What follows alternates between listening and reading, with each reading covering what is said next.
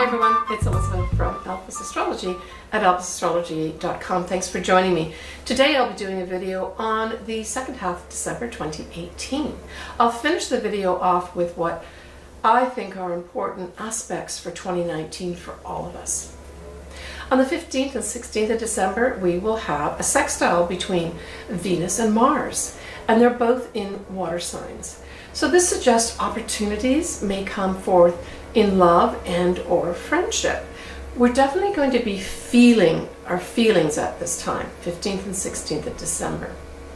And then as we head towards solstice, which is on the 21st, we have Venus again trining Neptune. And you know, I've talked about Neptune and Venus together at different times before. And Neptune is the higher octave of Venus. So this just sets up a lovely type of energy where we really feel compassionate towards others, and how appropriate that that time of year or season, Christmas time, is actually here. So the winter solstice brings and ushers in Capricorn energy, which is earth energy. And this is energy that likes to see things that are real, tangible. It's working hard to reach our goals. And it's also asking of us to be more serious at this time. Now the new moon, or the full moon rather, on the 22nd, which is the next day, is in the very beginning degrees of Cancer. So any planet that goes into a sign at the beginning of the degrees, 0 degrees or so, like this one, it's ushering in new energy, and it has a particularly potent effect at this time. So for Cancers, although it's going to be a time of culmination, right? It's a full moon. So a project may end just naturally, or we may decide to let go of something that's maybe not nurturing us. Because it's early on in the sign, it's kind of like a new beginning as well. So whatever it is that goes, you will also have something new start at this time. And this especially applies to Cancers, but basically to all of us, it translates into this type of thinking. But certainly compassion for those that are less fortunate will be around at this time. Our home is a big emphasis, our mother, right? And the moon rules Cancer, so this is like a double effect of the effect of our mothers.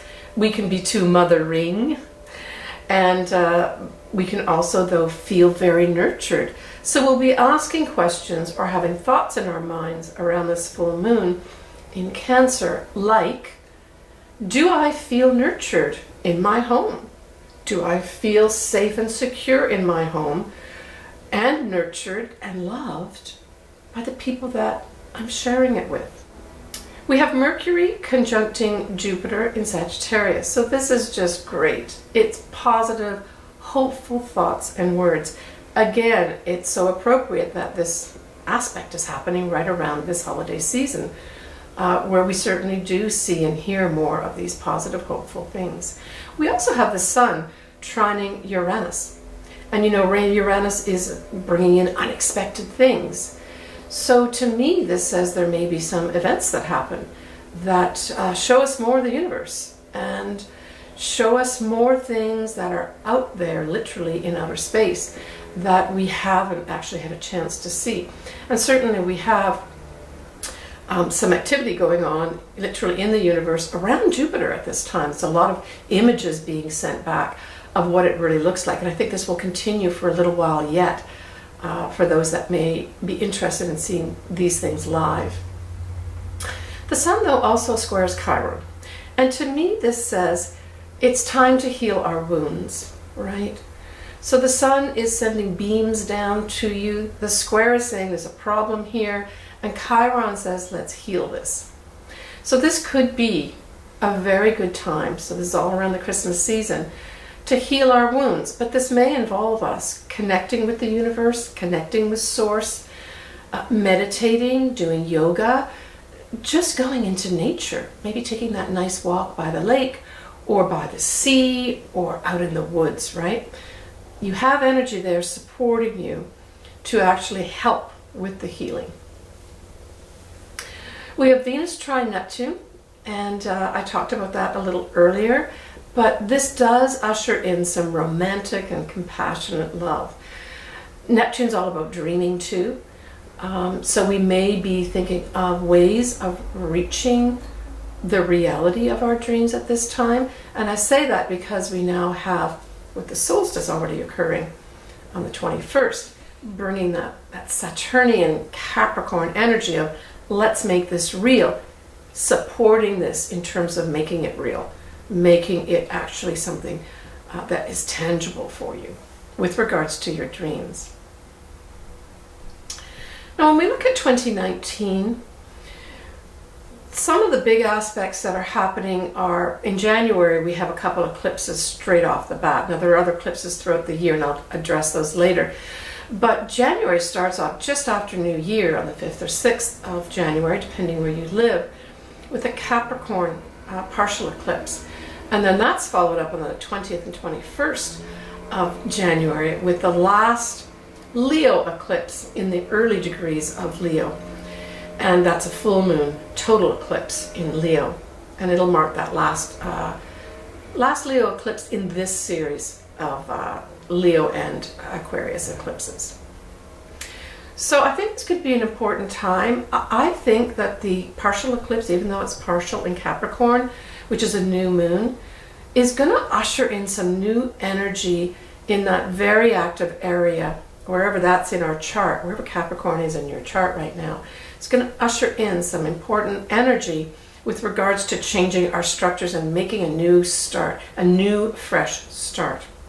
So that will be, across the collective, but of course it's in the sign of Capricorn, and with Capricorn having so much activity, Pluto as well as Saturn in there, and now this new moon and Mercury following soon, you bet that I would say Capricorns are going to be having some new start. Now eclipses always have, a period of at least 6 months that it operates, and 2 of them in January.